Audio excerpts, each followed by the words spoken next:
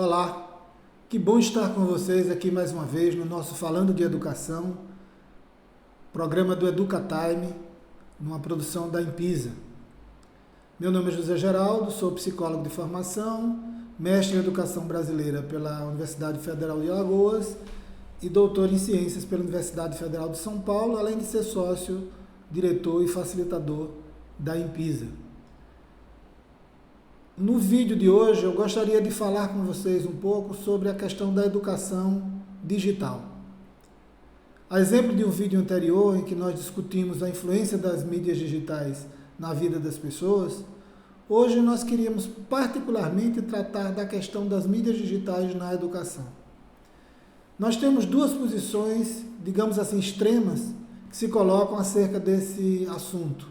Alguns defendem uma educação 100% digital, em que tudo o que fosse produzido e tudo que fosse acessado pelo estudante estivesse no meio digital.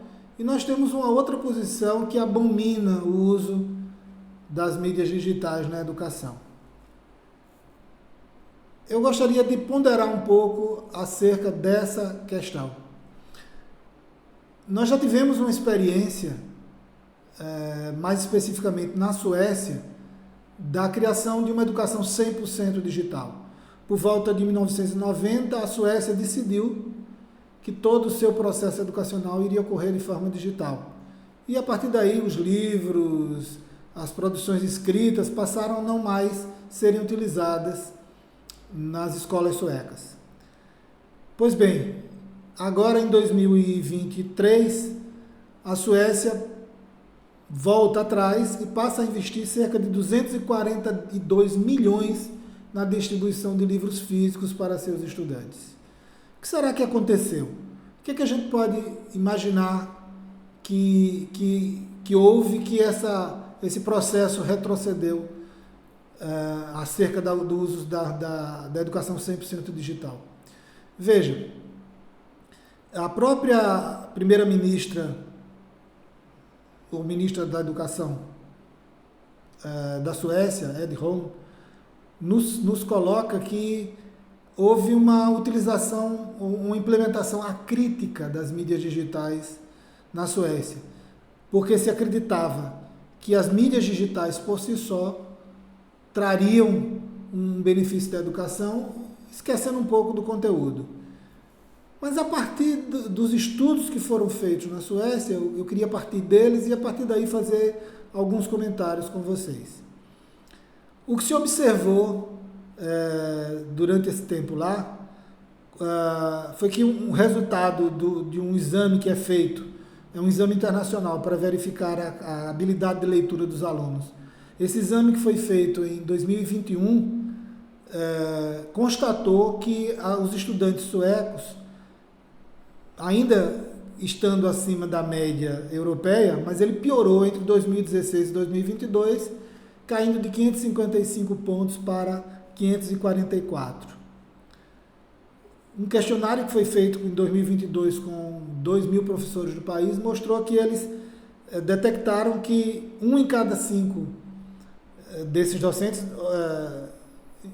detectaram que os seus alunos nunca haviam redigido um texto manualmente.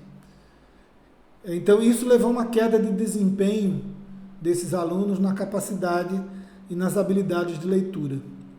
Outra coisa que se constatou, e que foi uma crítica feita basicamente pela área de saúde, é que se constatou que existe um custo cognitivo para quem passa muitas horas na frente de uma tela. E aí, óbvio que isso não vai servir apenas para o processo educacional escolar, mas pode ser pensado por todos nós em todas as situações em que crianças e adolescentes fazem utilização de mídias digitais. Existe um custo cognitivo para quem passa muito tempo nas telas. Então, se observou, por exemplo, prejuízos na comunicação. Isso é um estudo feito por Harvard, nos Estados Unidos, detectou, prejuízo na comunicação, problemas no sono e atrasos no desenvolvimento cognitivo. Eu gostaria de acrescentar um elemento que a gente verificou e já se referiu a isso no outro vídeo que nós fizemos, é que também o afastamento desses estudantes do vivido, né, da experiência de fazer com as próprias mãos, de experimentar a partir das suas próprias hipóteses, também traz um prejuízo cognitivo importante, porque traz duas consequências, né? Uma no que diz respeito à construção do pensamento lógico, ou seja, o pensamento lógico fica prejudicado porque as coisas vêm mais ou menos prontas, mais ou menos definidas, mais ou menos padronizadas. E também porque causa uma certa sensação de que as coisas precisam acontecer de forma mais rápida. Aquele tempo de buscar, de pesquisar, de avaliar, de analisar, de experimentar, de testar uma hipótese, meio que desaparece se uma educação é 100% digital. Outra coisa que se observou também foi que os pais tinham uma maior dificuldade em ajudar os filhos nas tarefas, né? Porque os materiais 100% digitais e não havia uma familiaridade muito grande dos pais com esses elementos. Outra coisa que se observou foi algumas evidências no que diz respeito ao benefício do livro físico para o desenvolvimento cognitivo.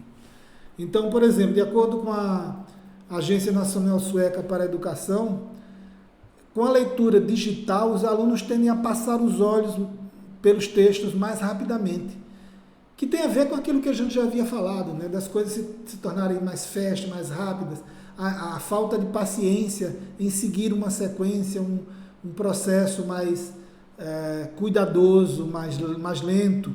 Então, eles realmente tendem a passar os olhos mais rápido, né?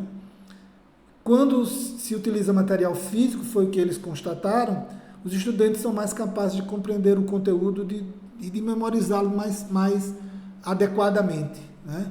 Então, a leitura nos permite um passeio pelas palavras, a leitura do livro físico, que, infelizmente, as mídias digitais não proporcionam na mesma condição.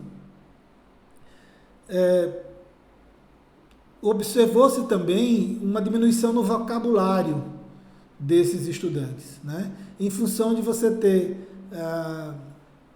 os textos produzidos para mídias digitais, eles têm uma outra formatação, diferente do livro físico.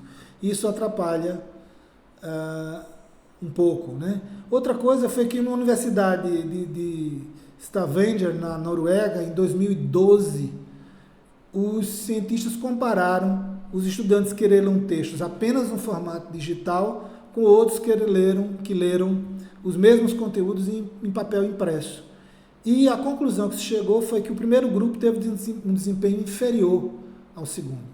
Então, obviamente, se percebe a partir daí que as mídias digitais trazem alguns prejuízos no processo de aprendizagem. Porém, oferecem alguns elementos, alguns recursos que a mídia física não oferece. Possibilidade, por exemplo, de você ver imagens em movimento, de você ter cores que podem ser modificadas, de você poder ter uma interatividade maior do estudante com a mídia, com o texto, né?